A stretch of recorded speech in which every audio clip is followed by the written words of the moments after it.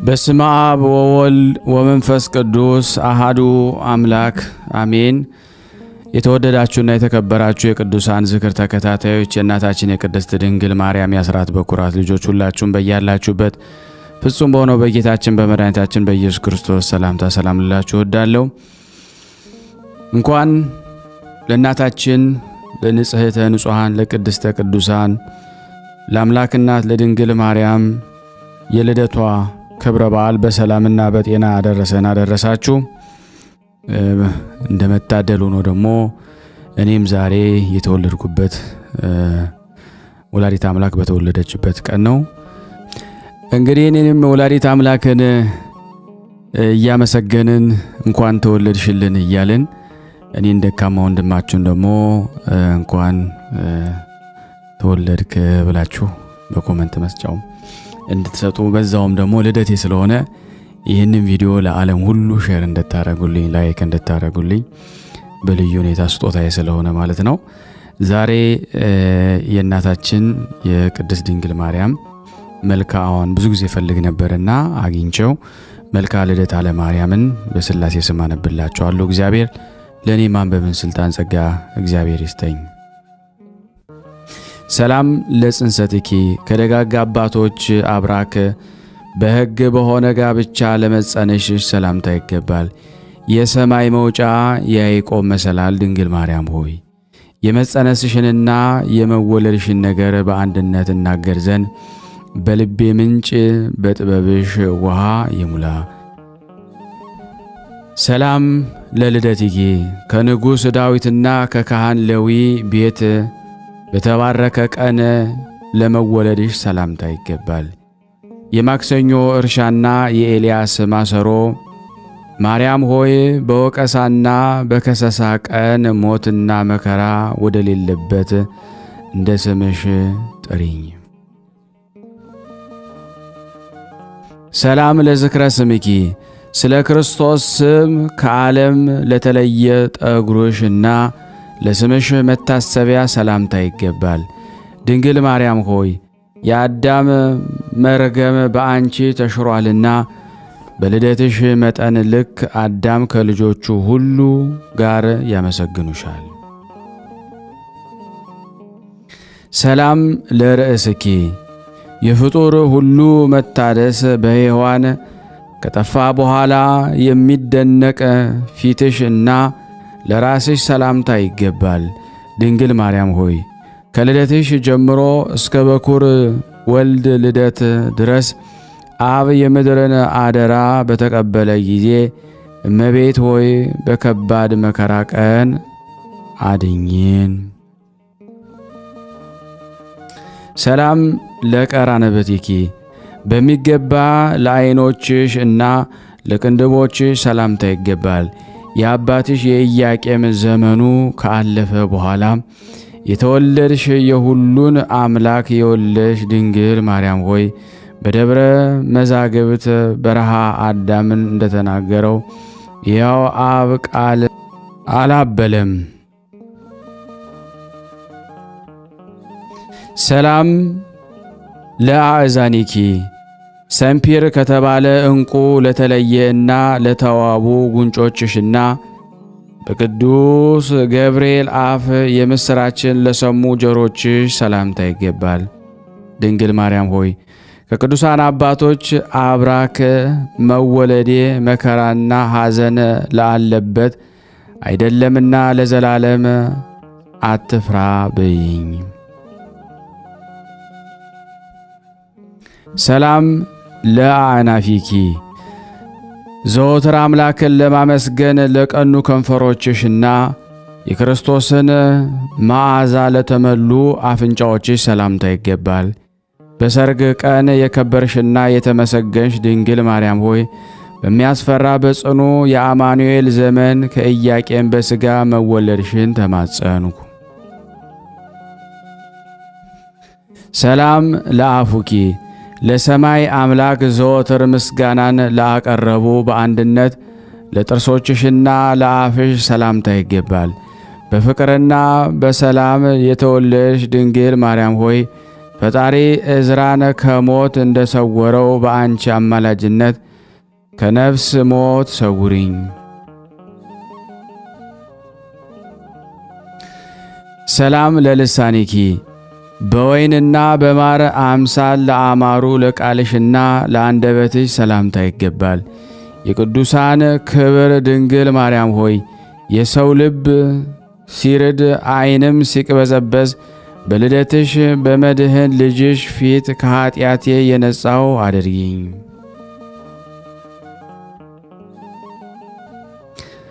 ሰላም ለእስትንፋስኪ በግብፅ ጎዳና ድካም ጊዜ ለደረቀ ጉሮሮሽ እና የሽቱ መዓዛ ለሆነ እስትንፋስሽ ሰላምታ ይገባል።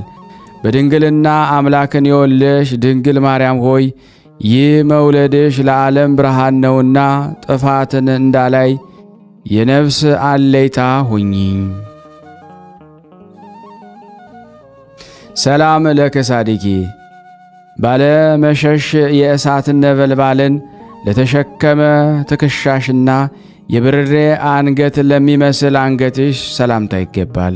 ድንግል ማርያም ሆይ በቤተልሔም ውስጥ አምላክን በድንግልና ከወለድሽ በኋላ በአዲስ ከፍታ መሠረትሽ ቢሰማ የአዳምን የሔዋንን ሐዘን ተወገደ። ሰላም ለዘባንኪ የፍህም የፍጹም እሳት ቢላዋ ደረትሽና የመጀመሪያዋን ብርሃነ ሰረገላ ለሆነ ጀርባሽ ሰላምታ ይገባል። ዓለምን ሁሉ ለማዳን የተወለሽ ድንግል እመቤቴ ማርያም ሆይ ከበዛ የሥጋና የደም ሥጋ ሥራ በአዳም ባሪያሽ ቦታ በጥበብሽ ነፃ አውጪኝ። ሰላም ለሕፅንኪ የተዘጋጀ የሰማይ እንጀራና የሕይወት ጽዋ በሙሉ ለያዙ እጆችሽና ለጭንሽ ሰላምታ ይገባል። ድንግል ማርያም ሆይ ለአዳምና ለዘሩ ድህነት በመውለድሽ ሙሴን ጌታው ከባሕር እንደወጣው እመቤቴ ማርያም ሆይ ከበደል ጭቃ ጽናትም አውጪኝ። ሰላም ለመዛርኢኪ ዳግመኛም ለኩርናሽና ለልዑል መለኮት ትራስ ለሆነ መከንጃሽ ሰላምታ ይገባል። የኦሪት ዕረፍትና የአዲስ ወንጌል ዋልታ ድንግል ማርያም ሆይ መወለድሽ ለይቅርታና ለምሕረት ሆኗልና ከችግርና ከጥፋት ፈጽመሽ አድኝኝ። ሰላም ለእመታቲኪ የኬፋንና የሳኦልን አምላክ በሥጋ እንደ መውለድሽ ለተቀበሉ ለመሃል እጅሽና ለክንድሽ ሰላምታ ይገባል። ድንግል ማርያም ሆይ ፈጣሪ በአባቶችሽ ምስጋና በመጣ ጊዜ ለኃጢአተኛ ሰው ልደትሽ ተስፋ ነውና በመከራ ጊዜ አትፍራ በይኝ።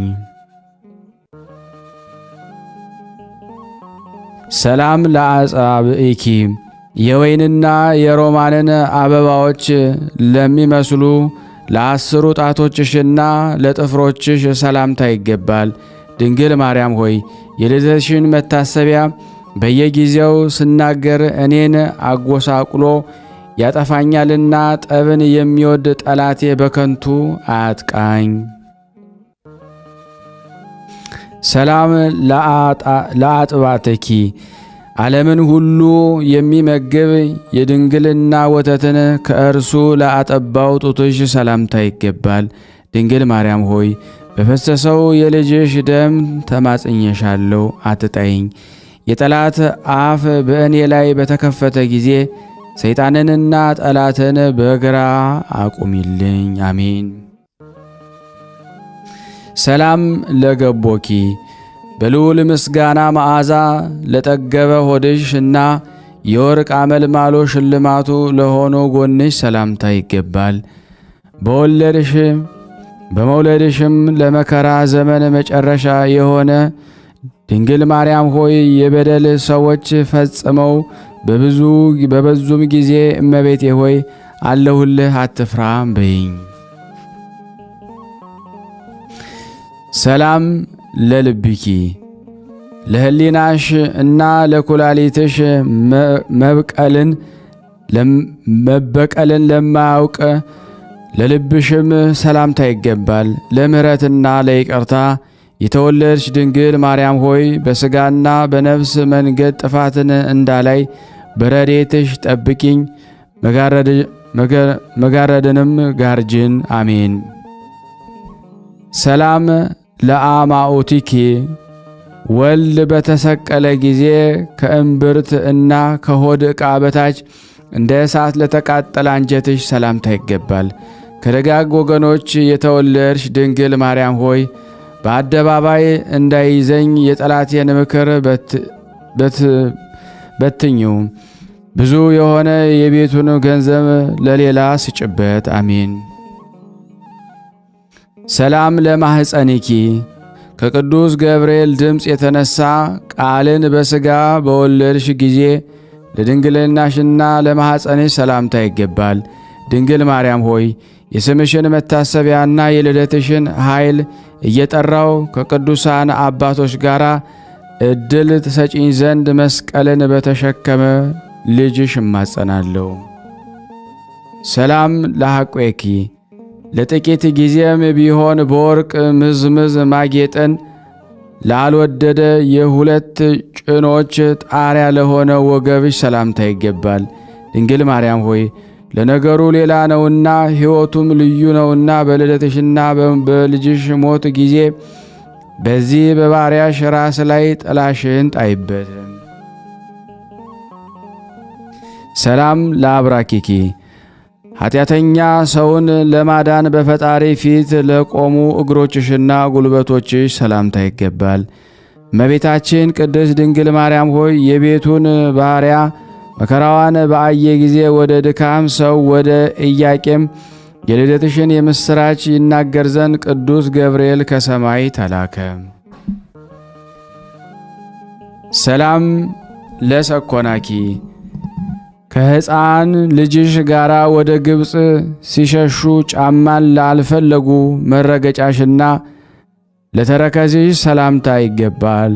ድንግል ማርያም ሆይ የልጅሽን በመውለዴ ለኀጢአት መድኃኒት ካልሆንሁ በመልአክ የምሥራች ለምን ወለድኩ? ልጄ ሆይ ኀጢአተኞችን አትቅሰፍ በይው።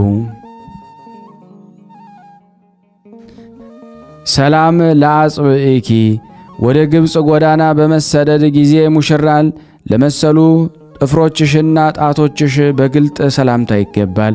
ቅድስት ድንግል ማርያም ሆይ ልጅሽ በሚያቃጥል እሳት ወደ ሲኦል ወርዶ የሃዶን እና የበራክዮን ነፍስ እንደ አዳነ በስደትሽ መታሰቢያ እንግድነት ጊዜ እኔንና እኛን እዚህ የተሰበሰብነውን ሕዝበ ክርስቲያንን አድኝን። ሰላም ለቆምኪ ሰው ባያቸው ጊዜ ዓይኖቹን በጣም ለሚያንጸባርቅ መልክሽና ቁመትሽ ሰላምታ ይገባል። ከበደል ብዛት የተነሳ ባሪያሽ በደጅ እንዳይቆም ድንግል ማርያም ሆይ ጸሎትሽ ሙታን ያስነሳልና ለእኔና እዚህ ለተሰበሰብነው ወደ ልጅሽ ፈጽመሽ ለምኝልን። ሰላም ለጸአተ ነፍስኪ በቦታው ውስጥ ለሚኖር ለሥጋሽ በድንና በአንድ አምላክ እጅ ለነፍስሽ መውጣት ሰላምታ ይገባል። ቅድስት ድንግል ማርያም ሆይ በመቃብርሽ ቦታ እማጸንሻለሁ። በእግዚአብሔር አብና በልጁ በኢየሱስ አንድነት በክብርና በምስጋና የሥጋሽን በድን ይወስዱ ዘንድ መላእክት ከልዑል ሰማይ ወረዱ። ሰላም ለግንዘተ ሥጋኪ በብርሃን ልብስ ለሥጋሽ መገነዝና ለመሬታዊ ዓለም መማመፀኛ ለሆነ መቃብርሽ ሰላምታ ይገባል። መንፈሳዊ ጽንስ የተጸነስሽ ድንግል ማርያም ሆይ ደጅ ሳይዘጋ ሙሽራም ሳይገባ ከኀጢአተኞች ለይተሽ ከልጅሽ ፊት አስራት አድርገሽ ተቀበይኝ። ሰላም ለተንሣኤ ሥጋኪ ልብ ወደ አላሰበውና በደል ወደ ሌለበት በደመና ለማረግሽና ለሥጋሽ መነሳት ሰላምታ ይገባል። በጎውን በሚናገር መልአክ ምስራች የተወለድሽ ድንግል ማርያም ሆይ ስለ ኢያቄም አባትሽና ስለ እናትሽ ስለ ሐና ብለሽ በፍርድ ቀን ለነፍሴ ቦታዋን አዘጋጅላት። ሰላም ለፍልሰተ ሥጋኪ ዓይን ወደ አላየውና ጆሮ ወደ አልሰማው ወደ ተዘጋጀ ቦታ ለሥጋሽ መፍለስ ሰላምታ ይገባል። የተባረክሽ ማኅፀን የተወለድሽ ድንግል ማርያም ሆይ በሁለት አንደበት ከሚናገሩ ከአመፀኛ ዘመን ሰዎች ነገር አድኝን፣ ጠብቂን። አሜን። ይትባረክ እግዚአብሔር የሕሙማን መድኃኒት ድንግል ማርያም ሆይ አንቺን ፈጥሯልና በታወቀና በተረዳ ነገር እግዚአብሔር የተመሰገነ ይሁን። ስለዚህ ወደ አንቺ በተመለከተ ጊዜ በማን ትፈርዳለህ? ለኃጢአተኞች መከራ ትሰጣቸዋለህን? ስለ እነርሱ መራራ ሐሞትን ጠጥተሃልና እያልሽ ለምኝልን።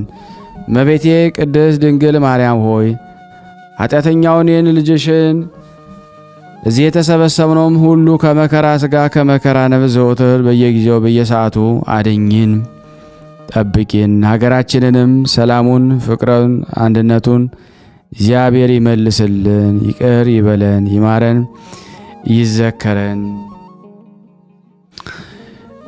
አሜን። የይቅርታውን ሰላም በእኔና በእናንተ በሁላችን ላይ እግዚአብሔር ያኑር። የይቅርታውን ሰላም በእኔና በእናንተ ላይ ያኑር። በግንቦት 1 ቀን አምላክን የወለደች እመቤታችን ቅድስት ድንግል ማርያም ተወለደች። እርሷም ለሰው ሁሉ ወገን ድህነት የሆነባት ናት።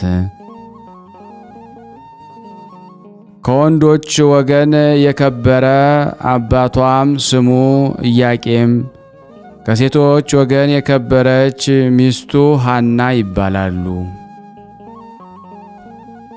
ሁለቱም ልጅ በማጣት ሲያዝኑ ኖሩ።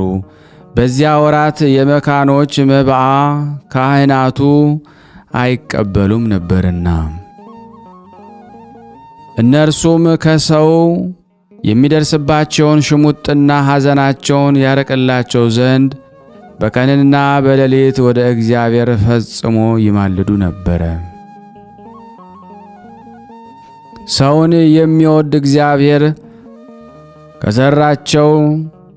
ከዘራቸውም ለዓለም ሁሉ መድኃኒት ይሆን ዘንድ መልካም የሆነ ሐሳባቸውን ተመለከተ። ክቡር ኢያቄምም 40 ቀን እስኪፈጸም በተራራ ውስጥ ቆሞ ሲጸልይ ከእግዚአብሔር የታዘዘ መልአክ ተገለጸለትና ለዓለሙ ሁሉ ድህነት የሚደረግባት ዘር እንደሚሰጠው አበሰረው። በፍጹም ልብ አምኖ ከተራራውም ወረደ። ለተመሰገነች ሚስቱ ለሐናም ከእግዚአብሔር መልአክ የሰማውን ያንን ራእይ ነገራት። ቃሉ እውነት እንደሆነ እርሷም አመነች፣ ልዑል እግዚአብሔርን አመሰገነች። የተመሰገነች ቅድስት ሐናም ከእርሷ የሚወለደውን በዘመኑ ሁሉ ለቤተ ክርስቲያን አገልጋይ ታደርገው ዘንድ ለእግዚአብሔር ስለትን ተሳለች። ከዚህ በኋላ ይችን የከበረች ሕፃን ጸንሳ ወለደች። ስሟንም ማርያም ብላ ሰየመቻት። ትርጓሜውም እመቤት ማለት ነው። ደግሞም ሀብትና ስጦታ ማለት ነው የሚል የስም ትርጓሜም አለው። በእውነት የዓለም ሁሉ እመቤት ሁላችን በእርሷ ሰማያዊ ሀብት ልጅነትን ያገኘንባት ናትና የሥጋና የነፍስ መድኃኒት የሆነች እርሷን እናቱን ለሰጠን ለእግዚአብሔር ምስጋና ይሁን። የእመቤታችን ቅድስት ድንግል ማርያም በረከቷ ረዴቷ በኔ በደካማውና በኃጥኡ እዚህ በተሰበሰብነው ላይ ጸንቶ ይኑር። ስናነብ የጎደለውን የነጠበውን በአፈ መላእክት አሟልቶ እግዚአብሔር ይቀበለን። በአንድነት ሆነን ቅዱስ የሆነውን ስሙን አባታችን ሆይ እንበል። አባታችን ሆይ በሰማያት የምትኖር ስምህ ይቀደስ፣ መንግሥትህ ትምጣ፣ ፈቃድህ በሰማይ እንደሆነች እንዲሁም በምድር ትሁን። የዕለት እንጀራችንን ስጠን ዛሬ፣ በደላችን ይቅር በለን እኛም የበደልነውን ይቅር እንደምንል፣ አቤቱ ወደ ፈተና አታግባን ከክፉ ሁሉ አድነን እንጂ መንግሥት ያንተ ናትና ኃይል፣ ክብር፣ ምስጋና ለዘላለሙ አሜን። እመቤታችን ቅድስት ድንግል ማርያም ሆይ በመልአኩ በቅዱስ ገብርኤል ሰላምታ ሰላም እንልሻለን። በሐሳብሽ ድንግል ነሽ፣ በሥጋሽም ድንግል ነሽ። አሸናፊ እግዚአብሔር እናቱ ሰላምታ ላንቺ ይገባሻል። ከሴቶች ሁሉ ተለይተሽ አንቺ የተባረክሽ ነሽ፣ የማኅፀንሽ ፍሬ የተባረከ ነው። ጸጋን የተሞላሽ ቅድስት ሆይ ደስ ይበልሽ፣ ልዑል እግዚአብሔር ከአንቺ ጋር ነውና ከተወደደው ልጅሽ ከጌታችን ከመድኃኒታችን ከኢየሱስ ክርስቶስ ዘንድ ይቅርታና ምሕረትን ለምኝልን ኃጢአታችንን ያስተሰርይልን ዘንድ ለዘላለሙ አሜን። ውድና የተወደዳችሁ የቅዱሳን ዝክር ተከታታዮች እንኳን ለእናታችን ለልደታ ለማርያም የልደቷ ዓመታዊ ክብረ በዓል መታሰቢያ በሰላም በጤና ደረሰን። እኔም ልደቴ ነው እንግዲህ ዛሬ እና እንኳን ተወለድክ እንደምትሉ ተስፋ አደርጋለሁ። ይህን ቪዲዮንም ሼር በማድረግ በእውነት ለዓለም ሁሉ ታደርሱ ዘንድ ይህን አጭር የሆነች መልእክት አስተላልፋለሁ። በስመ አብ ወወልድ ወመንፈስ ቅዱስ አህዱ አምላክ አሜን።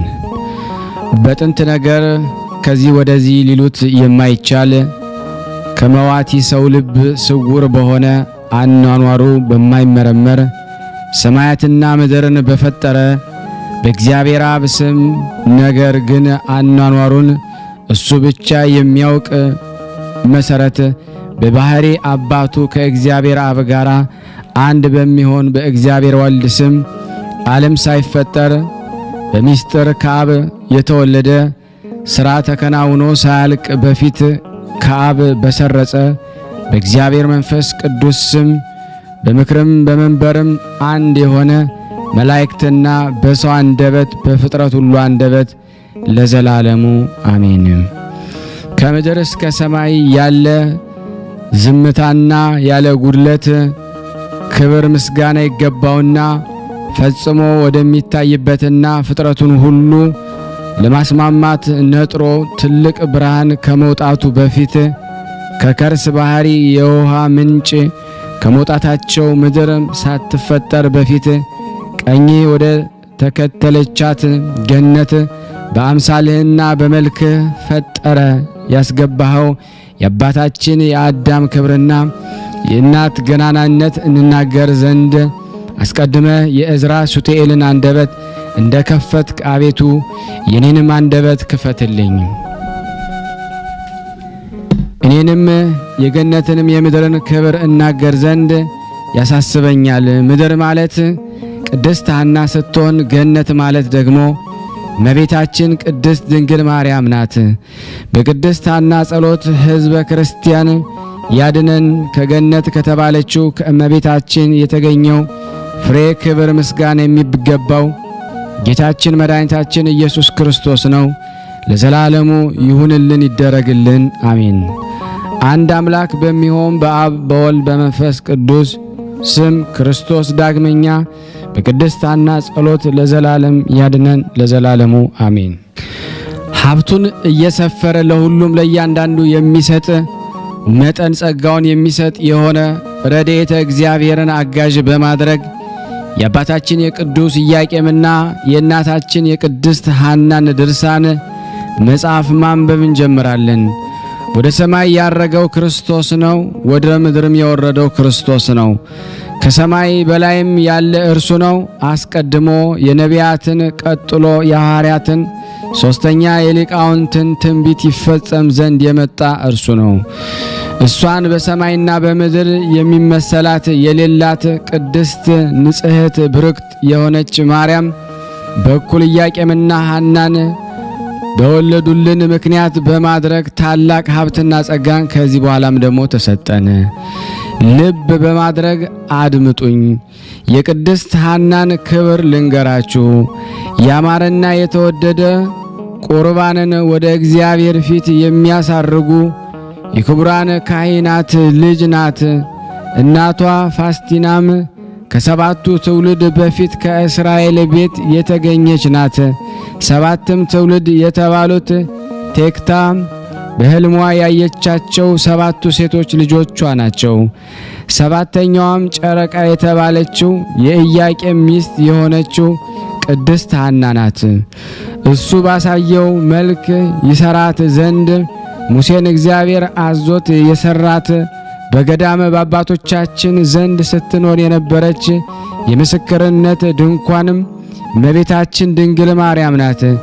እንዲህ አለ፣ እኔ ልዑል እግዚአብሔር የሰው ልጅ ቤት በሰራው አላድርምና ሰማይ ዙፋኔ ነው፣ ምድርም የእግሬ መረገጫ ናት። ለማረፊያ ምን አይነት ቤት ትሰሩልኛላችሁ አለ። እግዚአብሔር በሙሴ ዘመን የተተከለችው ድንኳን በሰሎሞንም ዘመን የተሰራው ቤት ጎንና ጎኗ በእግዚአብሔር ቃል ኪዳንና ሕግ የተሰራ የሕግ ጽላት የምታድርባቸው ነበሩ። 10 ቃላትም በእግዚአብሔር እጅ ተጽፈውባታል። በዕንቁ አምሳል እንደ ሰው እግር መልአክ ሰንፒር በሚባል ዕንቁ የተለበጠች ናት። ቃሉን ብቻውን እየሰማ በምስጋናው መጋረጃ ተሰውሮ ይኖራል። እግዚአብሔር ለሙሴ ፊቴን አይቶ መዳን የሚቻለው የለም እንዳለው፣ ነገር ግን የወደድኩትን ሰው በደመና ውስጥ አነጋግረዋለሁ እንጂ። ስለዚህ የምስክር ድንኳን ያላት አፈጣጠሯ ያማረ ቅድስት ሐና ናት። እንደዚሁም በቀኝ በግራዋ በውስጧም ምሰሶዎች አንድ ናቸው። እስከ መጨረሻው ዘመን ድረስ ለልጅ ልጅ ሁሉ መታሰቢያ ይሆን ዘንድ የተሰራውን ሥርዓት በየቆመበት ይፈጽም ዘንድ ከምስራቅ እስከ ምዕራብ በየወገናቸው ጸንተው ይኖራሉ። እነዚህም ኢያቄምና ሐና ቦታ ይባላሉ። አንጋድ የተባሉ እስራኤላውያን በየነገዳቸው በየወገናቸው ከኢያቄምና ከሐና እስከ እመቤታችን አንድ ይሆንባታል። ክብርና ገናንነት ስለ እርሷ ተሰጥቷቸዋልና። እንዲሁም ደግሞ እስራኤላውያንን ሁሉ በየወገናቸው በየነገዳቸው በድንኳኑ አዳራሽ ልክ ደሙ ለኃጢአት ማስተሰሪያ በየጠርዙ በየበሩ ላይ ደግሞ ይረጩ ዘንድ ላምን ባረዱ ጊዜ ሰብንም ባጤሱ ጊዜ ሙሴና አሮን በዚሁ ሥርዓት የሕዝቡን ኃጢአት ለማስተሰረይ በየዓመቱ ወደ ደብተራ ኦሪት ይገባሉ።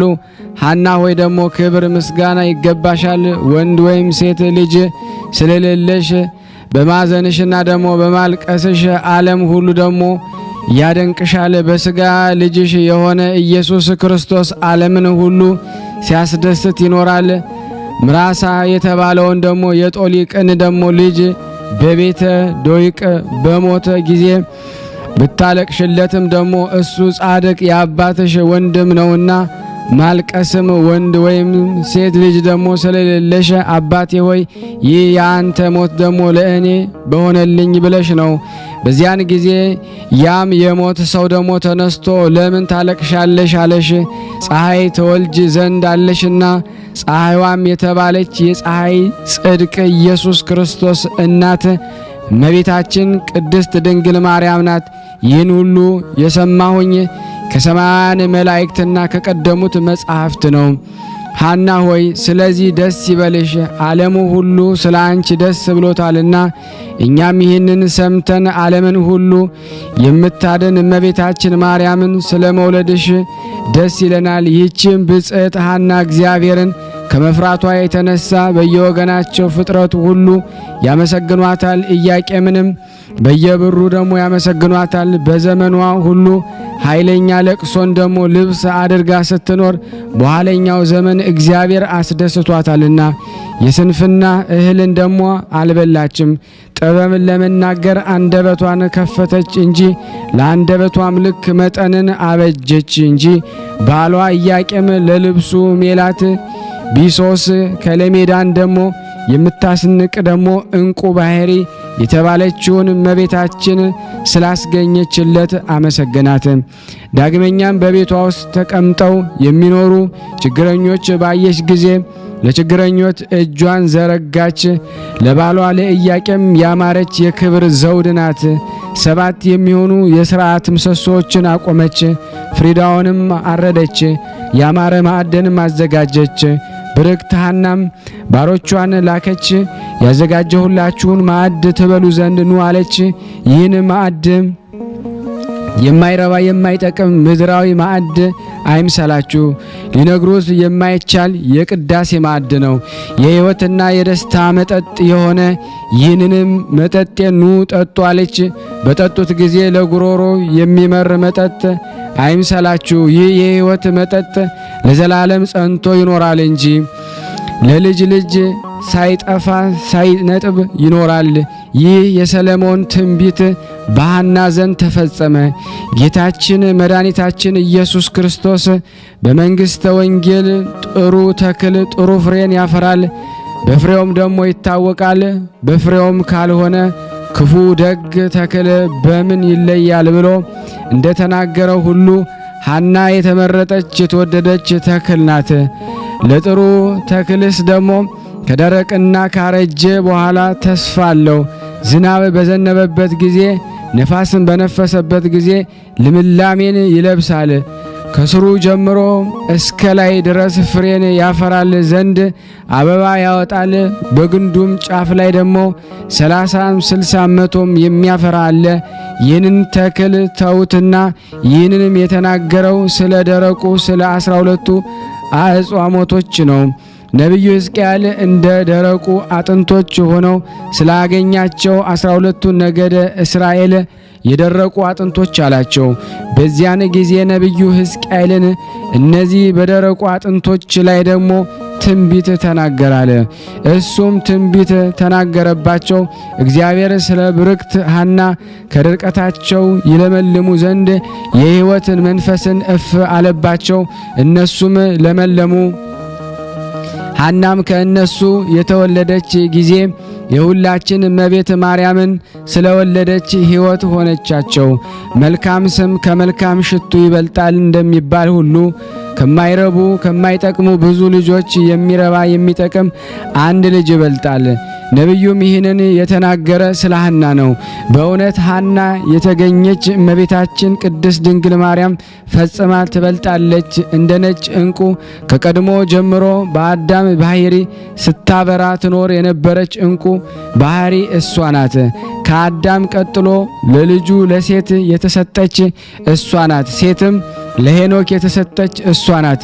ጠቢቡ ሰለሞን ከሰባቱ ሰማያት ተልካ ጥበብ በጻድቃን ሰዎች ውስጥ ትመላለሳለች እንዳለው እሷም ከሄኖክ እስከ አብርሃም ከአብርሃም እስከ አብራክ ወደ አብራክ ስትወርድ ኖራለች።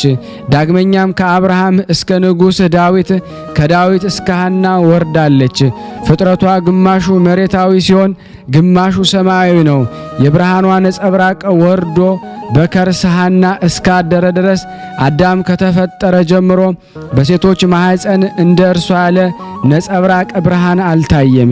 ሴቶችም የተባሉት ከሔዋን ጀምሮ እስከ ብጽዕት ሐና ከብጽዕት ሐና እስከ ዕለተ ምጽአት ያሉትን ናቸው። ቅድስት ሐናም ባሏ ቅዱስ ኢያቄም በ9 ዓመቷ ከወሰዳት ጊዜ ጀምሮ ወንድ ወይም ደግሞ ሴት ልጅ ባለመውለዷ የመረረ ለቅሶን ስታለቅስ ትኖር ነበረ። እስራኤላውያን ናቋት፣ እንዲህም አሏት፣ አንቺ በእስራኤል መካከል ለኢያቄም ቤት የሚቆም ስሙን የሚያስጠራ ዘራ ወይም ልጅ የሌለሽ መካን በመሆንሽ ከመካከላችን ውጪ የኢያቄም ቤት አጥፍተሻልና በሀገራችንም ሂጂ፣ ከእኛ ጋር መኖር አትችም። በሕጋችን መሰረት መስዋዕት ወይም ደግሞ ቁርባን የምናሳርግበት ጊዜ ከእኛ ጋር አንድነት የለሽም። በኦሪት ሕግ እንዲህ ነበርና ልጅ የሌላቸው ሰዎች ከመሰዊያው ቦታ ያባረሯቸው ነበረ። ወደ ውጭም ደግሞ ያስወጧቸዋል፣ ከአንድነታቸው ይለያቸዋል። እሷንም አንቺ ከመካከላችን ውጭልን ምን ትሰሪያለሽ? ሐና ሆይ ማኅፀንሽ ተዘግቷል፣ እግዚአብሔር አልከፈተልሽም አሏት። ባሏ ኢያቄንም እንዲህ ይሉት ነበረ። ከዚህ በኋላ ሐና በእግዚአብሔር ፊት ጸለየች። ዓለም ከተፈጠረ ጀምሮ እስከ ዓለም መጨረሻ የምትኖር ከዓለም በፊት የነበርክ ዓለምን አሳልፈ የምትኖር ከዓለም በፊት የነበርክ ዓለምን አሳልፈ የምትኖር የአባቶቻችን የአብርሃም የይስሐቅ የያዕቆብ አምላክ የእስራኤል ጌታ ፈጣሪ እግዚአብሔር ሆይ ልመናዬን ጸሎቴን ስማኝ ብላ እንደ ሳሙኤል እናት እንደ ሕልቃና ሚስት ነፍሷን ወደ እግዚአብሔር አማጸነች። ስምህ ለሁሉ የጣፈጠ ነውና ሁሉን ይቻልሃል፣ የሚሳንህ የለም። ለአኗኗርህ ጥንት ወይም ፍጻሜ የለውም። ያንተ ነውና ሁሉም በፊት የተገለጸ ነው። አንተ ትገላለህ፣ ታድናለህ። አንተ ትገዛለህ፣ አንተ ትከፍታለህና ማኅፀኔን ክፈትልኝ። አንተ ባዘዝከው መሰረት ያማረ የተወደደ መስዋዕት እጅ መንሻ አድርጌ ሰጥህም ዘንድ አንተን ደስ የሚያሰኝ ያማረ የተወደደ ፍሬን ስጠኝ። ጸሎቴን ሰምተህ ልመናዬን ተቀብለ የለመንኩን ካልፈጸምክልኝ ያማረ የተወደደ ዘር ካልሰጠኝ አባቶቼ ለዘላለም ወደሚኖሩበት የሞት ሀገር እኔንም ውሰደኝ። እኔ አኗኗሬም የከፋ የልብ ሐዘንተኛ ስሆን በምድር ላይ ደግሞ መኖርን ደግሞ ለምን እመኛለሁ? የእስራኤል ሴቶች ልጆችንም በደስታ ተሸክመው እኔን ይዘባበቱብኛል፣ ልጅ ባለመውለድም ይስቁብኛል። እኔንም ባዩኝ ጊዜ ራሳቸውን ይነቀንቃሉ። አቤቱ ጌታዬ ፈጣሪ ሆይ ደግሞ የተናገርኩኝ የተጣልኩኝ ደግሞ የእኔን የገረድህን ስቃይ እይ ተመልከት ብላ ደግሞ በእስራኤል ሴቶች መካከል ሐና ልመናን አበዛች። ባሏ ኢያቄም ዓይኖቿ ወደ ምድር ደግሞ ሲመለከቱ ሕሊናውን ግን ወደ ሰማይ አንቅቶ ሳይናገሩ ሁሉን የምታውቅ አቤቱ የእስራኤል አምላክ ጌታ እግዚአብሔር ሆይ ለምን በጠላቶች መሳቂያ መዘባበቻ አደረከኝ? የልቤን ሕመም የሰውነቴንም ጭንቀት እንድትመለከት ዓለምን ካለመኖር ወደ መኖር አምጥተ የፈጠርክ አንተ ነህና ፀሐይና ጨረቃንም የምታፈራርቅ አንተ ነህ ብሎ ጸልየ። ስለዚህም ልመናዬን ዘወትር ስማኝ፣ የልቤንም ጭንቀት ደግሞ አቅልልኝ። የጥበብና የአእምሮ መንፈስ ያለው ወደ አንተ መስዋዕት አርጌ የማቀርበው ልጅ ስጠኝ። በእግዚአብሔር ሁሉ ዘንድ የተናቅኩኝ ታደርገኝ። አንተ ብዙን ትንሹን ብዙ ማድረግ ትችላለህና። ከዚህም በኋላ ጸሎታቸውን በጨረሱ ጊዜ እግዚአብሔር የሐናን ሐዘን አየ። ከቀድሞ ጀምሮ ከምትኖርባት ሰባቱ ሰማያት ነጭ ወፍ ወርዳ በማኅፀኗ ስታደር ሌሊት በራእይ ታየቻት። ኪሩቤል እንደ ሰው እጅ በምስጋና ጋርዳት ነበረ። በእጁም ደግሞ የሕይወትን ገመድ ተይዟል። ይህም ደግሞ የሕይወት መንፈስ በነጭ ኦፍ አምሳል በሐና ራስ ላይ ደግሞ ተቀመጠ። ባህሪዋ ደግሞ ከኢያቄም አብራክ ወጥቶ በሐና ማኅፀን ባደረ ጊዜ ይህችም ባህሪ ሐና በጋብቻ ሕግ ደግሞ በማኅፀኗ ተቀበለቻት። ይህን ባህሪ ደግሞ የእመቤታችን ማርያም ሥጋ ነው። ነጭ ባህሪም ደግሞ የተባለው ደግሞ ንጽሕናዋ ነው። ነጭ ወፍም የተባለው ነፍሷ ነው።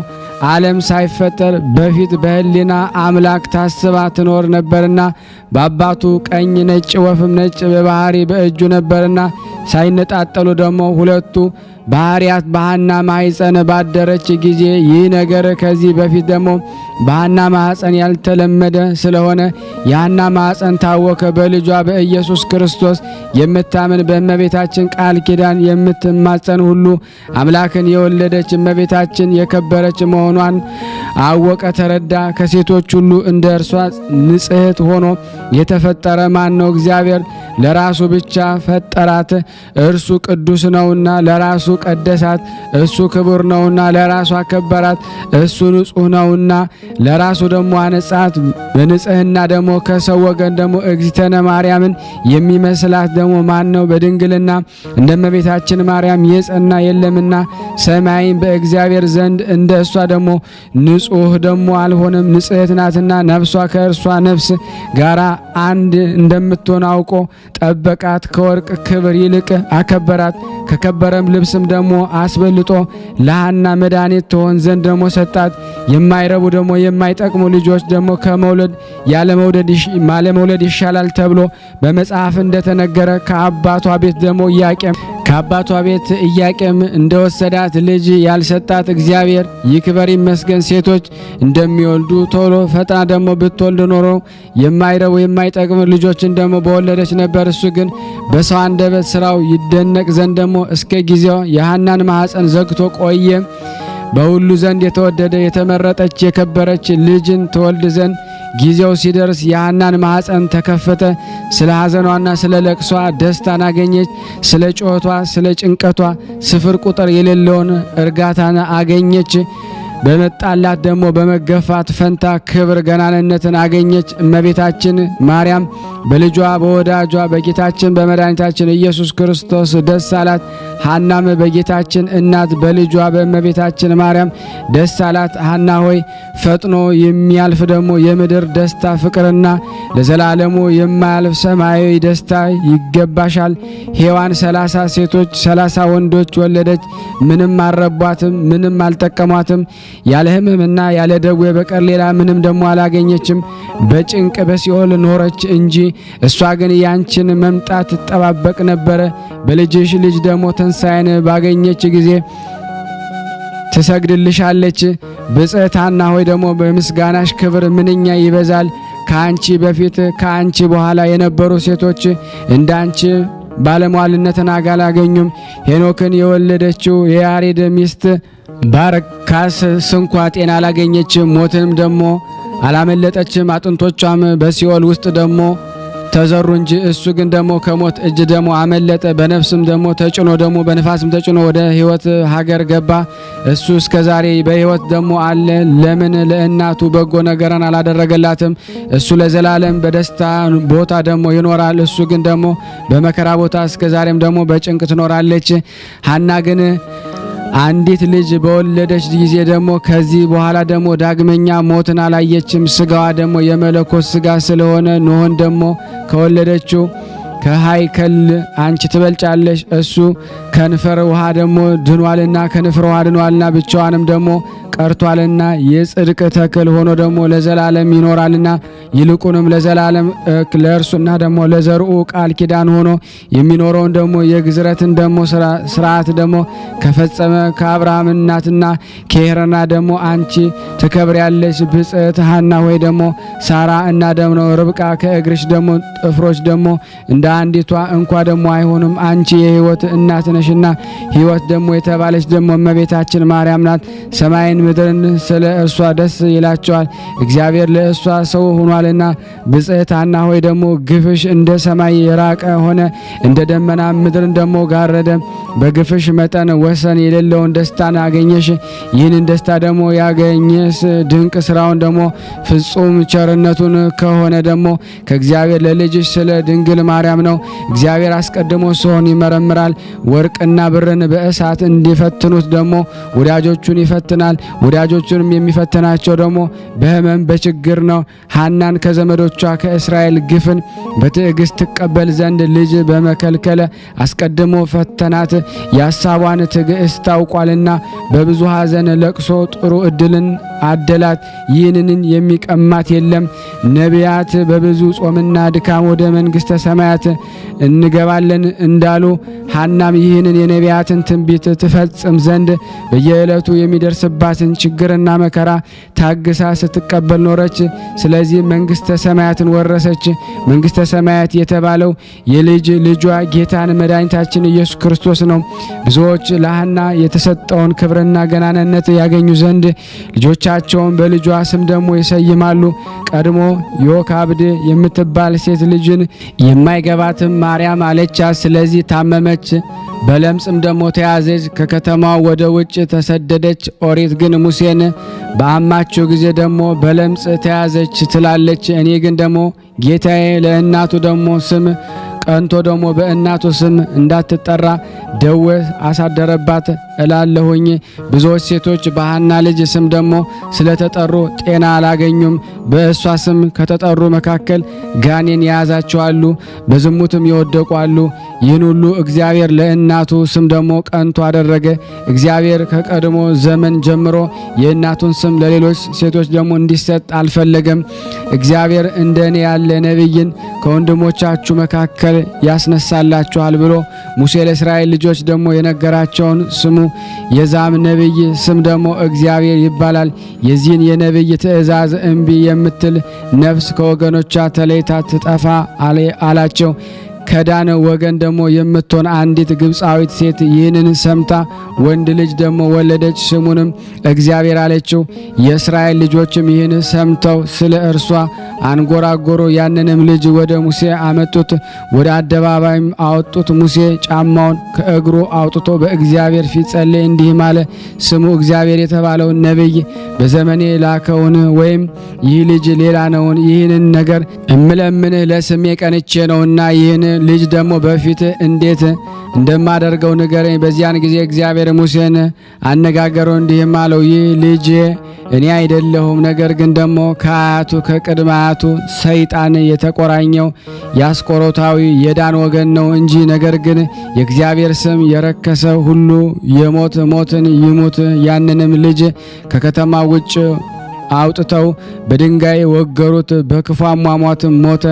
እኔም የኢያቄምና የሐና ልጅን የአምላካችንን የአማኑኤልን እናት የድንግል ማርያም ስም ያረከሰ ሁሉ የሞት ሞትን ይሙት፣ በሥጋውም በነፍሱም ጤና አያገኝ ለዘላለም አሜን። ይህን ይደረግ።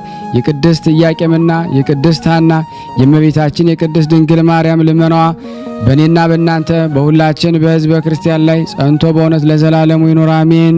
ያቀረብነው ጸሎታችን ልመናችን እግዚአብሔር ይቀበል፣ እንደ ቸርነቱ ነው እንጂ እንደኛ ኃጢአት ብዛት አይሁን። ለሀገራችንም ሰላሙን፣ ፍቅሩን፣ አንድነቱን እግዚአብሔር ይላክልን። ሁላችንም በያለንበት እግዚአብሔር ይጠብቀን።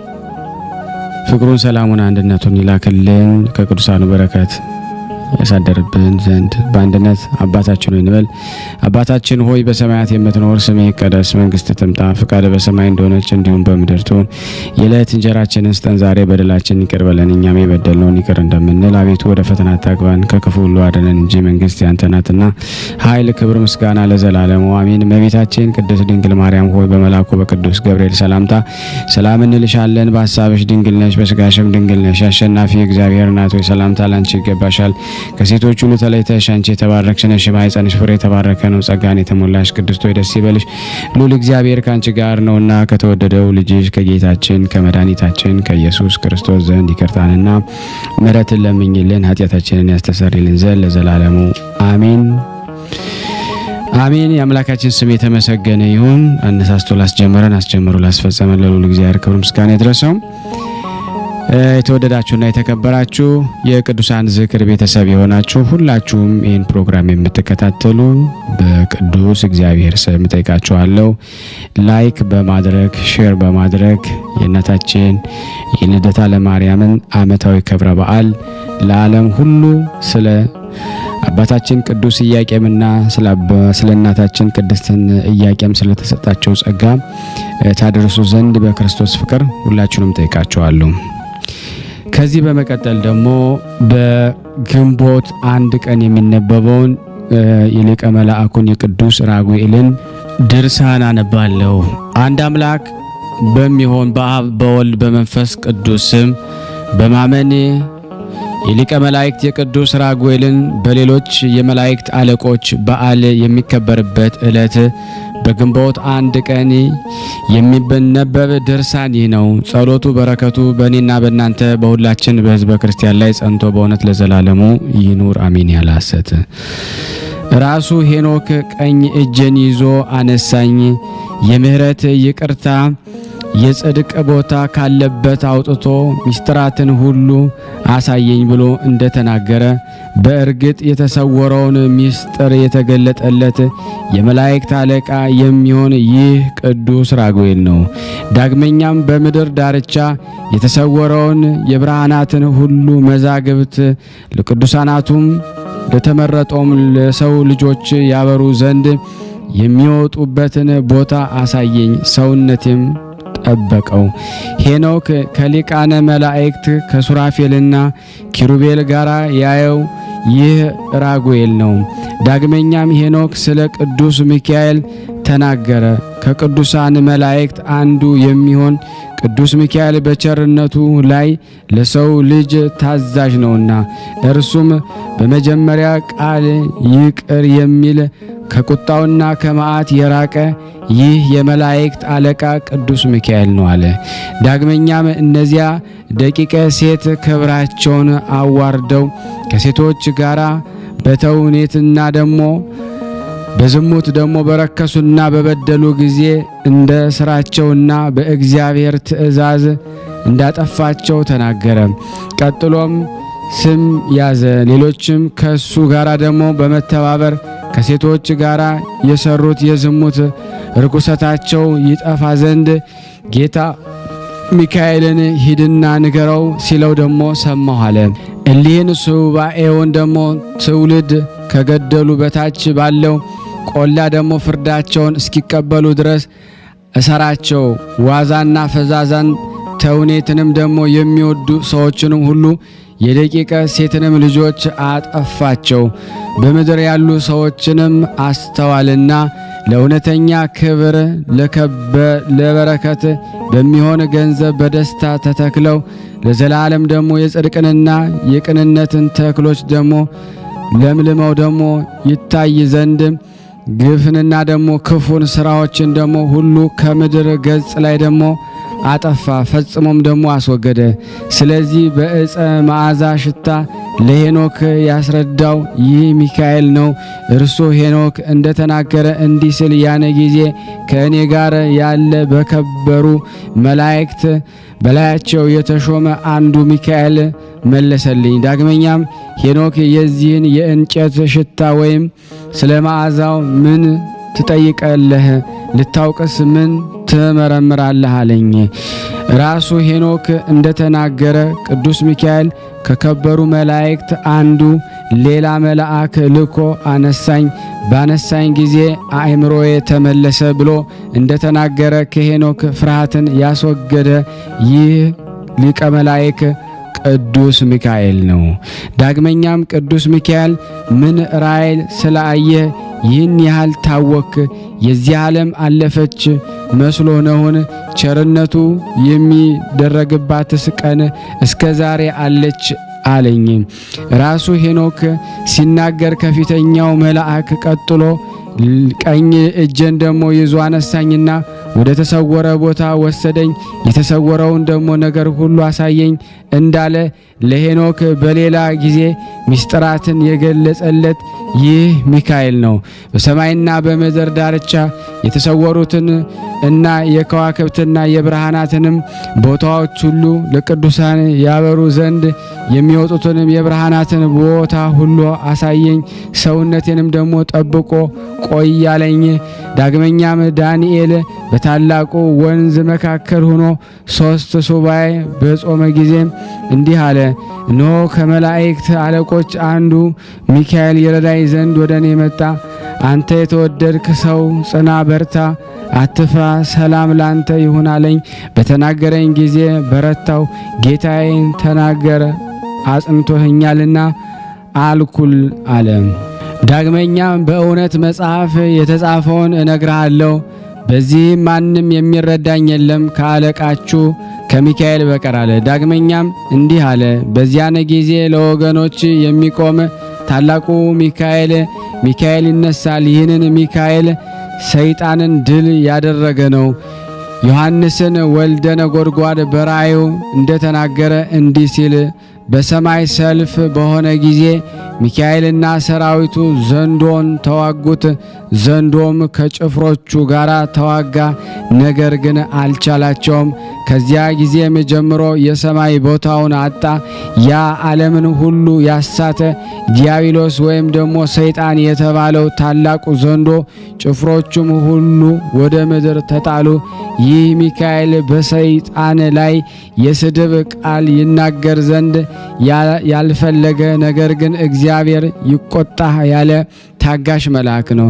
ስለሱ ሐዋርያ ይሁዳ እንደተናገረ እንዲህ ሲል የመላእክት አለቃ ቅዱስ ሚካኤል ከዲያብሎስ ጋር በተከራከረ ጊዜ ስለ ሙሴ ሥጋ ሲነጋገር ጌታ ወይም እግዚአብሔር ይቆጣ አለው እንጂ የስድብ ቃል ሊናገርም አልፈለገም።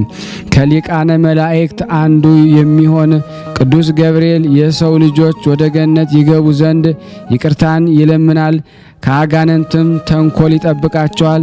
ዳግመኛም ሄኖክ በእባቦችም በገነት ባሉ ጻድቃን ላይ በኪሩቤልም ላይ የተሾመ ከሊቃነ መላእክት አንዱ ገብርኤል ነው አለ። እንዲህም ሄኖክ በኃይል ሁሉ ላይ ደግሞ ስልጣን የተሰጠው የመላእክት አለቃ ይህ ገብርኤል ነው። በሰርክ መስዋዕት ጊዜ ዳንኤልን የዳሰሰው ይህ ገብርኤል ነው። ራሱ ዳንኤል እንደተናገረ ከፈጣሪ ጋራ በጸሎት ስነጋገር አስቀድሜ በራእይ አይቸው የነበረው ሰው ገብርኤል እየበረረ መጥቶ በሰርክ መስዋዕት ጊዜ ዳሰሰኝ አለ። ዳንኤል ሆይ ጥበብንና ማስተዋልን አሳደርብ ዘንድ መጥቻለሁ ሲል ተናገረኝ፣ አስተማረኝ። ለዳንኤል ራእይን የተገለጸለት ይህ ገብርኤል ነው። ዳንኤል በኡባል ወንዝ መካከል ስለዚህ ሰው አስታወቀው ብሎ የሚጮኸውን የሰውን ድምፅ ሰማው። ይህም ራእይን የገለጽኩልህ እኔ ገብርኤል ነኝ አለ። ሄኖክ ስለ ገብርኤል እንደተናገረው እግዚአብሔር ገብርኤልን ወደ ተናቁ ሰዎች ወደ አመንዝራዎች ልጆች ሂድ፣ የአመንዝራዎችንም ልጆችን ለኃጢአት የሚተጉ የሴቶችንም ልጆች ከሰው ለይተህ አጥፋቸው ያለው ይህ ገብርኤል ነው። በእግዚአብሔር ፊት የምቆም እኔ ገብርኤል ነኝ። ስለዚህ የምስራች ነግረህና አበስርህ ዘንድ ወደ አንተ ተልኬያለሁ በማለት ለዘካርያስ የተገለጸለት ይህ ገብርኤል ነው። እነሆ ከላይ የነገርኩ እስኪሆን ድረስ ዲዳ ትሆናለህ፣ መናገርም አይቻልም። ዘመኑ ወይም ደግሞ ጊዜው ሲደርስ የሚፈጸመውን ነገር የነገርኩን አላመንክምና ያለው ይህ ገብርኤል ነው። እነሆ ገብርኤል ለዘካርያስ እንደነገረው ነገሩ ደረሰ፣ ተፈጸመ። የቅዱስ ራጉኤል ጸሎትና በረከቱ ከኔና ከናንተ ከሁላችን ከሕዝበ ክርስቲያን ላይ ጸንቶ በእውነት ለዘላለሙ ይኑር አሜን። ያለ ሐሰት እንደ ቸርነቱ ነው እንጂ እንደኛ ኃጢአት ብዛት አይሁን። ክፉን ያረቅልን፣ መልካሙን ያምጣልን። የሚረብሸንን ክፉን ሳጥናኤል በቅዱሳን መላእክት ኃይል ይጣልልን፣ ማህበራችን ይጠብቅልን። ጸሎት ልመና ድካማችንን እግዚአብሔር ይቀበልልን። እንዲህም ብለን ቅዱስ ልጅ እንዳስተማረን ስምህን እና ገናናውን ስምህን ጠራለን። አባታችን ሆይ በሰማያት የምትኖር ስምህ ይቀደስ፣ መንግስትህ ትምጣ፣ ፈቃድህ በሰማይ እንደሆነች እንዲሁም በምድር ትሁን። የዕለት እንጀራችንን ስጠን ዛሬ፣ በደላችን ይቅር በለን እኛም የበደልነውን ይቅር እንደምንል። አቤት ወደ ፈተና አታግባን ከክፉ ሁሉ አድነን እንጂ መንግስት ያንተ ናትና፣ ኃይል፣ ክብር፣ ምስጋና ለዘላለሙ አሜን። እመቤታችን ቅድስት ድንግል ማርያም ሆይ በመልአኩ በቅዱስ ገብርኤል ሰላምታ ሰላም እንልሻለን። በሐሳብሽ ድንግል ነሽ፣ በሥጋሽም ድንግል ነሽ። የአሸናፊ እግዚአብሔር እናቱ ሰላምታ ላንቺ ይገባሻል። ከሴቶች ሁሉ ተለይተሽ አንቺ የተባረክሽ ነሽ፣ የማኅፀንሽ ፍሬ የተባረከ ነው። ጸጋን የተሞላሽ ቅድስት ሆይ ደስ ይበልሽ፣ ልዑል እግዚአብሔር ካንቺ ጋር ነውና ከተወደደው ልጅሽ ከጌታችን ከመድኃኒታችን ከኢየሱስ ክርስቶስ ዘንድ ይቅርታና ምሕረትን ለምኝልን ኃጢአታችን ያስተሰርይልን ዘንድ ለዘላለሙ አሜን። ምስጋና ይሁን አንድ አምላክ ለሚሆን ለአብ ለወልድ ለመንፈስ ቅዱስ ዛሬም ዘወትርም ለዘላለሙ አሜን። ውድና የተወደዳችሁ የክርስቶስ ቤተሰቦች በድጋሚ ይህንን ፕሮግራም የምትከታተሉ የቅዱሳን ዝክር ቤተሰቦች ሼር፣ ላይክ ማድረጋችሁን በስላሴ ስም ሁላችሁም ጠይቃለሁ። ከዚህ በመቀጠል ደግሞ የግንቦት ወር የነቢይ ኤልያስን ድርሳን በስላሴ ስም አነባለሁ። አንድ አምላክ በሆኑ በአብ በወልድ በመንፈስ ቅዱስ ስም በግንቦት ወር የሚነበብ የነቢይ ኤልያስ ድርሳኔ ነው። የአምላኩ በረከት ከሁላችን ሕዝበ ክርስቲያን ጋር ለዘላለሙ ጸንቶ ይኑር አሜን። ከዚህ በኋላ በጦርነት አሸናፊ የሆነ ኤልያስ ንጉሥ አክዓብን ከእንግዲህ ሂድና ብላ ጠጣ፣ የዝናብ ድምፅን ደግሞ ተሰምቷልና አለ። አክዓብም ይበላና ይጠጣ ዘንድ ወደ ኤልያስ ግን ደግሞ ወደ ቀርሜሎስ ተራራ ወጣ፣ ወደ ምድርም ሰገደ፣ ራሱን በጉልበቱ አደረገው። ሲጸልይም ወዳጆቹን ወጣና ወደ ባሕር ተመልከት አለው። ይህም ልጅም ደግሞ ተመለከተና ወደ ኤልያስ ተመለሰ። የማየው ምንን ነገር የለም አለ። ኤልያስም 7 ጊዜ ተመልከት አለው። ልጁም 7 ጊዜ ተመላለሰ። በሰባተኛው መጠኗ የሰው ተረገዝ የምታክል ትንሽ ደመና ተመለከተ። ከባሕርም ውሃን ትቀዳ ነበረ። በሰባተኛው ዓመት እኩሌታ የኤልያስ ልቦና ከዓመት ወደ ምሕረት ተመልሷልና ይህ ልጅም ለኤልያስ ነገረው። ኤልያስም ዝናብ እንዳያገኝ ሂድና በሰረገላ ይሄድ ዘንድ ለአክዓብ ንገረው አለ። ከዚያ በኋላ መልእክተኛ ወደ ዱር ይወጣ ካለ ወደ ቤቱም ይግባ፣ እንስሳም ያለው ከ3 ዓመት ተኩል በኋላ ከመጣ ከዝናብ ውሽንፍር ኃይል የተነሳ እንዳይጠፋ ይሰብሰብ እያለ ለሁሉም አዳረሰ። አክዓብም በሰረገላው ላይ ደግሞ ተጭኖ ከእስራኤል ጋር ሄደ። የእግዚአብሔር ልጅም ወደ ኤልያስ መጣ፣ ወገቡን በኃይል ደግሞ አስታጠቀው። በአክዓብ ፊትም ደግሞ ሮጠ፣ ወደ ቤትም ለመድረስ ቀደመው። ከዚህ በኋላ ወዲያና ወዲህ እስከሚመላለስ ድረስ ሰማይ በደመና ጠቆረ። አውሎ ነፋስ መጣና ደግሞ ዝናብ ወረደ።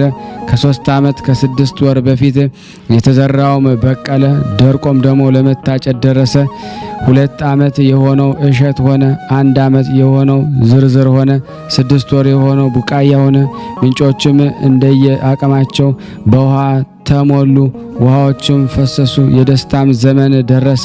ክፉንም ዘመን ባዩት ፈንታም ፈጽሞ ተደሰቱ። ወንድሞቼ ሆይ ደግሞ በረሃቡ ዘመን መጨረሻ የዝናብን ውሃ ተሸክማ የታየች የዚችን ደመና ምሳሌ ስሙ። ይቺ 5500 የኩነኔ ዘመን ሲፈጸም ከሐና እና ከኢያቄም ወገብ የወጣች ከቅድስት ድንግል ማርያም ትመሰላለች። ይቺ ሰይጣን በሰው ልጆች ሁሉ ስለ ተበረታታባት ከእግዚአብሔር የመራቅ ዘመን ነው። በዚህም የረሃብ ዘመን ሰዎች በችግር በሐዘንና በስቃይ ነበሩ።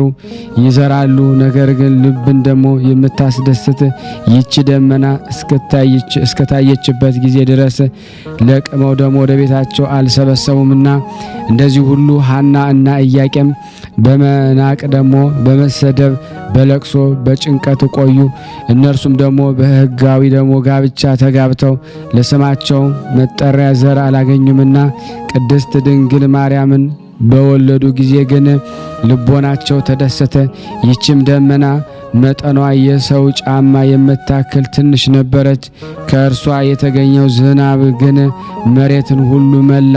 ሐዘኑን እስከሚያረስ በረከቱ እስከሚሞላ ድረስ ከምንጮች ጀምሮ እስከ ዓለም ዳርቻ ድረስ ደረሰ። እንደዚህም ሁሉ ቅድስት ድንግል ማርያም ታናሽ ሙሽራ ታናሽ አካል ስትሆን ዓለም ሊሸከመው የማይችለውን ተሸከመችው። በመወለዱም ደስታ በምድር ሁሉ ተደረሰች። ምስጋናው ምድርን መላ።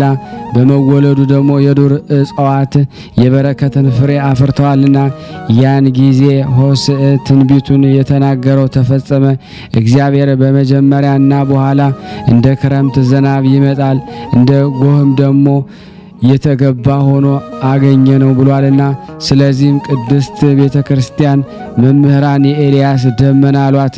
ሰማይን ከለጎመ ዳግመኛም ዝናብን ይሰጥ ዘንድ ከለመነ ከኤልያስ ጋር ጸጋ ላላቸው ሰላማቸው የሆንሽ ማርያም ሆይ አንድነታቸው ትባርኪ ዘንድ በብርሃን ሰረገላ ነይ።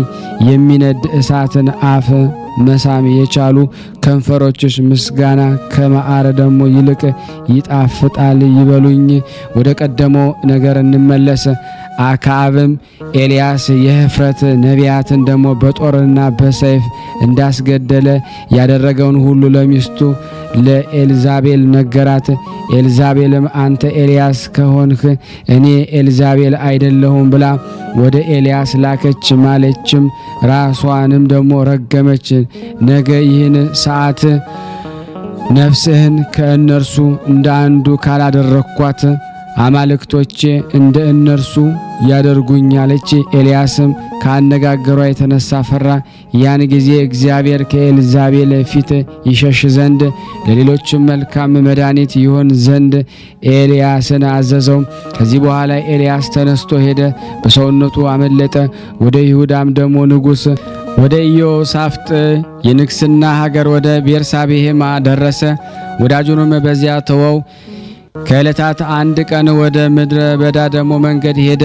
ተርሜን ከተባለ ደግሞ ዛፍም ደረሰ። ከዚያ በኋላም ደግሞ ነፍሱ ትለይ ዘንድ ወደ እግዚአብሔር ጸለየ። አቤቱ እኔ ከአባቶቼ አልበልጥምና እንግዲህስ ነፍሴን ውሰድ አለ። ከዚህ በኋላ በዚያ ካለችው ዛፍ ስር ተኛ። የእግዚአብሔር መልአክ ቅዱስ ራጉኤል መጣና አስነሳው።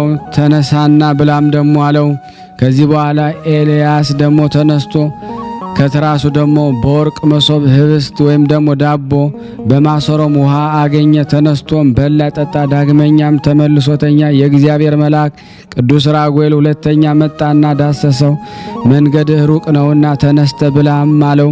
ኤልያስም ይህን ህብስት እንጎቻ በላ፣ ውሃንም ጠጣ። ያን ጊዜ የሚያምኑትን ደግሞ ሰውነታቸውን ከሞት ያድናቸዋል፣ በረሃብ ጊዜም ደግሞ ይመገባቸዋል ያለው የቅዱስ ዳዊት ቃል ተፈጸመ።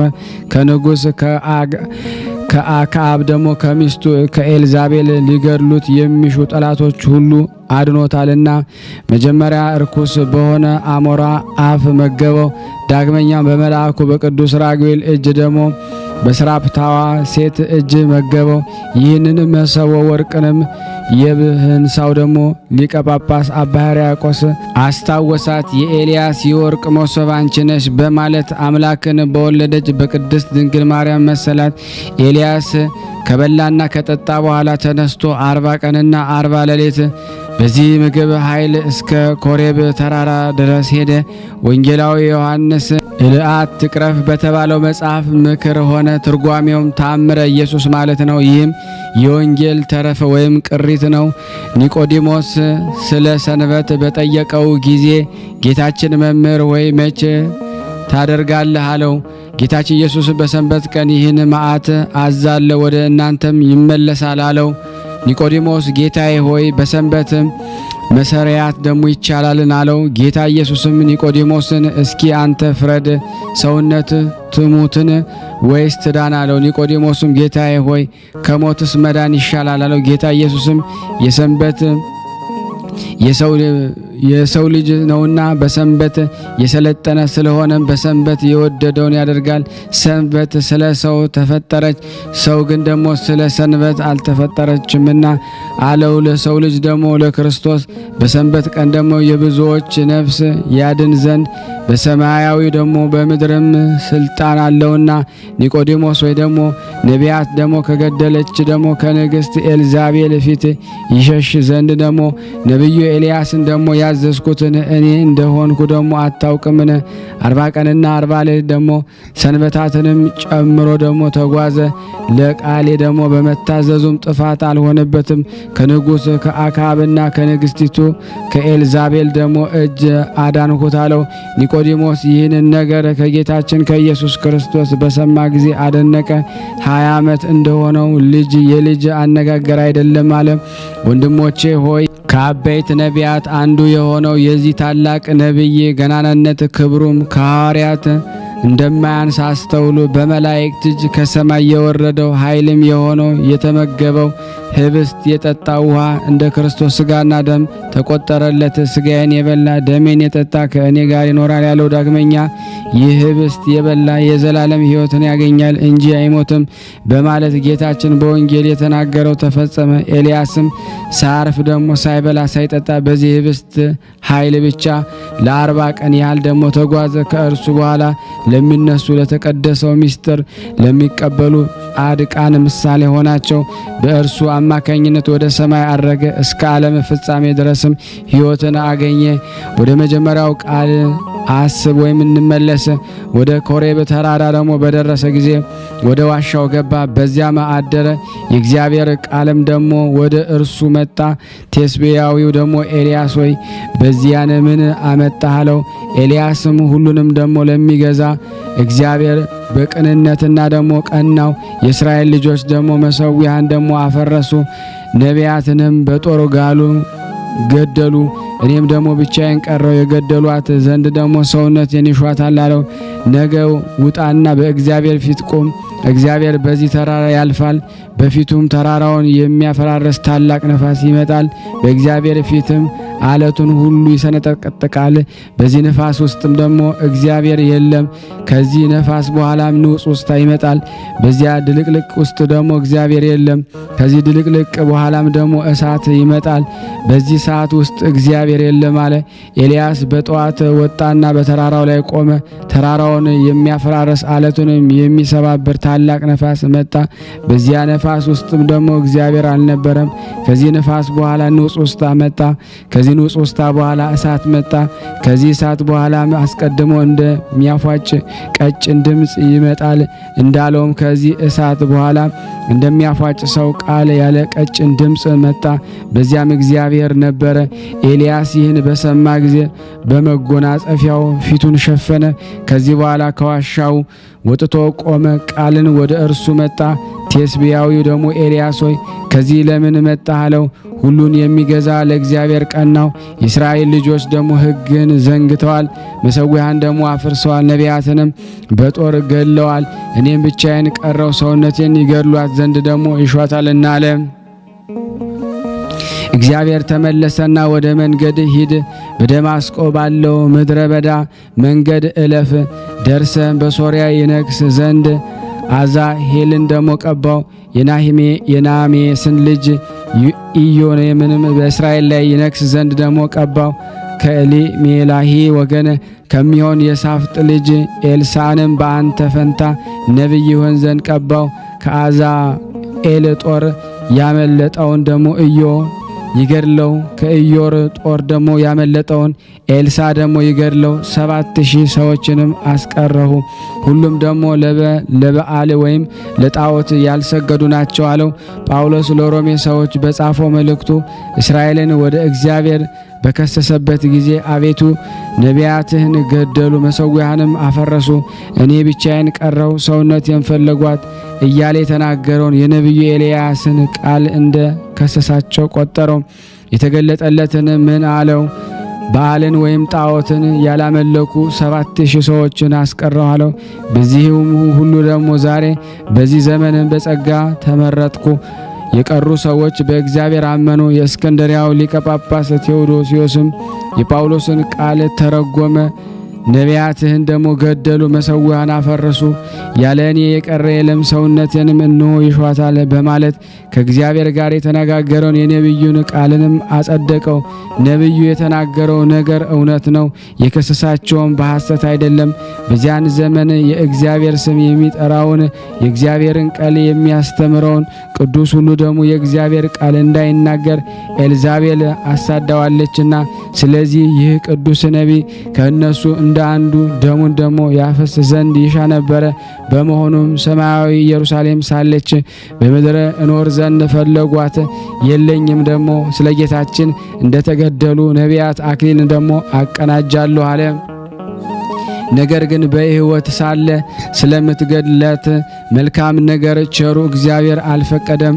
ይህንን ቅዱስ ነቢይ እንደ አንተ በሕይወት ያሉ አገልጋዮች አሉኝ። እነርሱም ስለ ይሁዳና ስለ እስራኤል የልብ ደግነትን ደግሞ እንደ አንተ ያዝናሉ።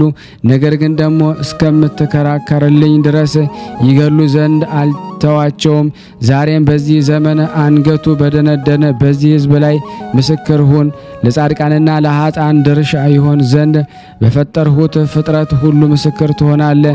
ቅድስት ከሆነች ድንግል ሰው እነሆ እሆን ዘንድ በምድር ካሉ ከሰዎች ልጆች ጋር አደር ዘንድ ደግሞ እመጣለሁ አለ። በሥርዓቱም በሕግ የተጻፈውን ደግሞ ነገር እፈጽማለሁ። ከክፉ ምግባራቸው የተነሳ ለዲያብሎስ ስለተገዙ ለሰው ልጆች ሕይወት ብቻዬን በምቀበለው ሞትን ደግሞ ትእዛዝ አጠፋለሁ። እርሱም በራሳቸው ፍቃድ ብቻ አገልጋዮች የሆኑት ናቸው፣ የእግዚአብሔር ትእዛዝ አልተቀበሉምና። ወዳጅ የምእመናን ሆይ ስለዚህ ነቢይ የምነግርህን ስማ፣ አስተውልም። የእግዚአብሔር ቃል ነገ ውጣ፣ በተራራውም ላይም ደግሞ በእግዚአብሔር ፊት ቁም። ተራራውም የሚገለጥበት ዕለቱን ደግሞ የሚሰነጠቅበት ታላቅና ጽኑ ነፋስ ይመጣል፣ ከእርሱም በኋላ እሳት ይመጣል።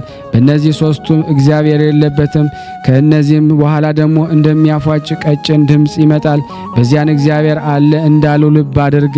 ነገሩ ደግሞ ትርጓሜው አንተ በሥጋ በሕይወት እያለ በነፋስ በንውጽውጽታ በእሳት ወደ እኔ አሳርግሃለሁ ሲለው ነው። ፊቱን በመጎናጸፊያ ሸፍኖ ከኤልያስ ጋር እግዚአብሔር የተናገረበትንም የኮሬብ ተራራ ነው። በዚያ ተራራ አስቀድሞ በነድ እሳት ሆኖ ደግሞ በአምድ ደመና አነጋግሮታል። ይህንም ለሙሴና ለኤልያስ ለሁለቱም በደብረ ታቦር የመገለጡን ምልክት ነው። ከእግዚአብሔር ጋር የተነጋገርክ የእግዚአብሔር ቅዱስ ኤልያስ ሆይ እስራኤልን ወደ እርሱ ከሰስካቸው፣ ዛሬ ግን ይቅር በል እንጂ አትክሰስ። በበደሉ ጊዜ ይህን ድርሳን አንብበው ከተማጸኑም ለበደሉ ሰዎች ደግሞ ከጌታ ከእግዚአብሔር ዘንድ የንስሐ ዕድሜንም ለምንላቸው። የእኛን ተፈጥሮ ድክመት አንተ ታውቃለህና በፍጥረቱ ሁሉ ደግሞ አንደበት ምስጋና የሚገባው እግዚአብሔር ቸር እንደሆነ ታውቃለህና ለዘላለም አሜን።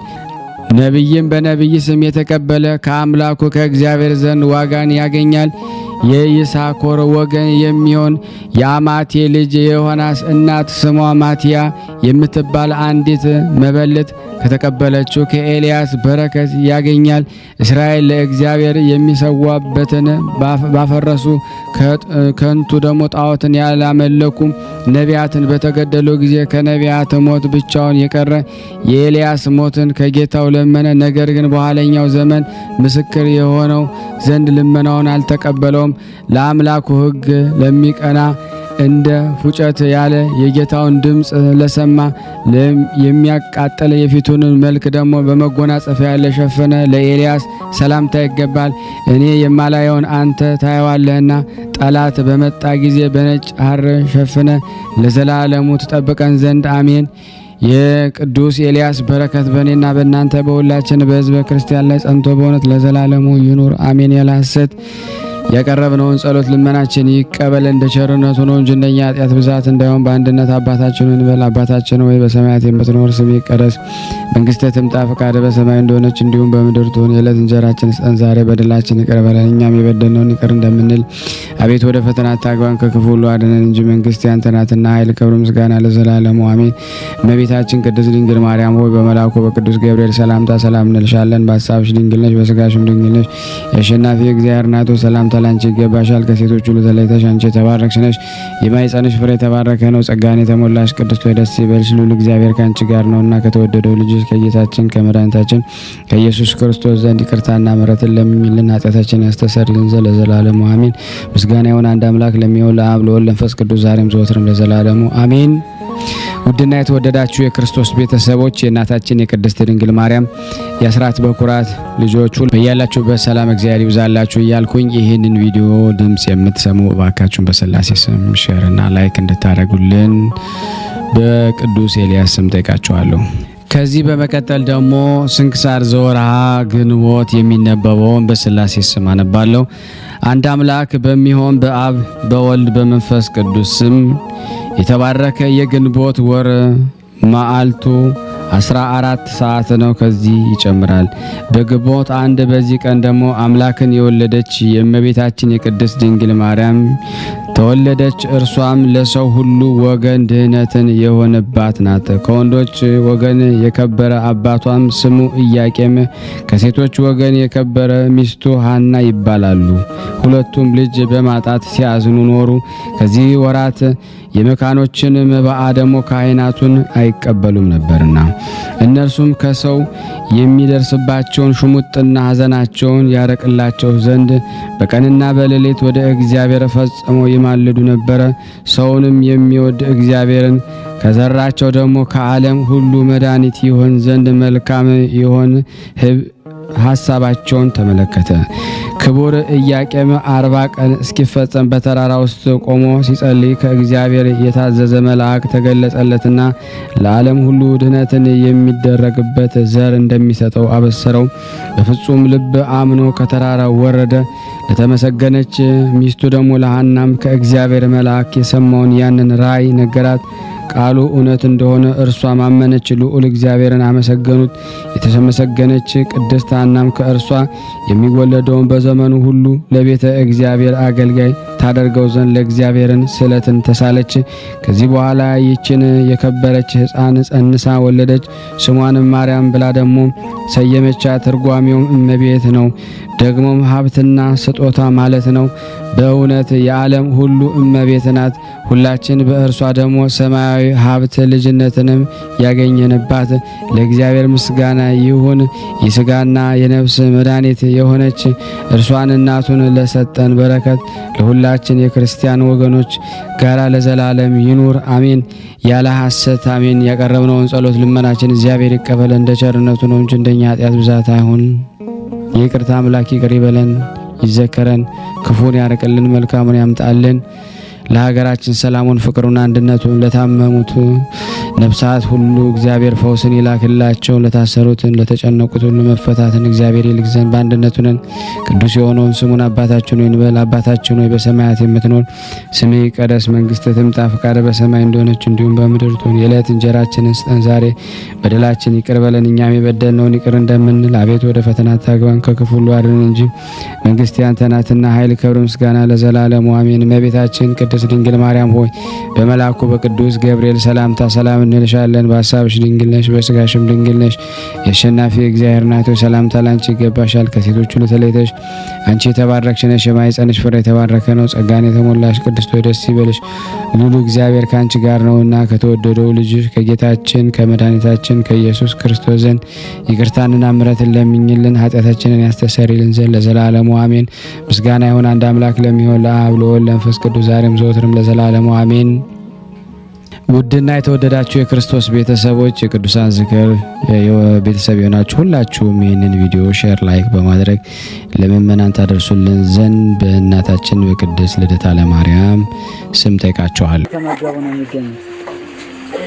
ዛሬ ግድፍት ቀን ነው፣ ግን ያው በሽሮ ነው ያገኘው። ሁሌም ሲጾሙ ከርመው በዚህ ነው እየተመገቡ ነው። በዚህ ውስጥ ነው የሚስተናገደው። የሚያስፈልገውን በሙሉ የሚያገኘው ከቤተ እግዚአብሔር ነው እና በረከት መቅመስ ይችላል። ለዛ ነው የእግዚአብሔር ቤት የተባለው። ሁሉም ጌታ አግኝቶበት የሚሄድበት ቤት ነው። ቤተ እግዚአብሔር ይባላል። በረከት ቅመሱ፣ እረፍ በሉ ነው። እጅግ አድርጌ ማሳሰብ መወደው ይሄን ነው። ስለ ቅዱስ ገብርኤል ብላችሁ እንደምትልኩ በጣም ተስፋ አደርጋለሁ። በኢትዮጵያ ንግድ ባንክ ቀጥታ መላክ ለምትፈልጉ እዚህ ጋር ባለው ቁጥር ላኩ። እንደዚሁም ደግሞ አሜሪካና ወደ ካናዳ አካባቢ ያላችሁ በዜል ቁጥር መላክ ለምትፈልጉ እንደዚሁም የዜል ቁጥራችን እዚህ ጋር አስቀምጠናል። ካሻፕም ለምትፈልጉ የካሻፕ ቁጥር እዚህ ጋር እንደምትፈልጉት አለ።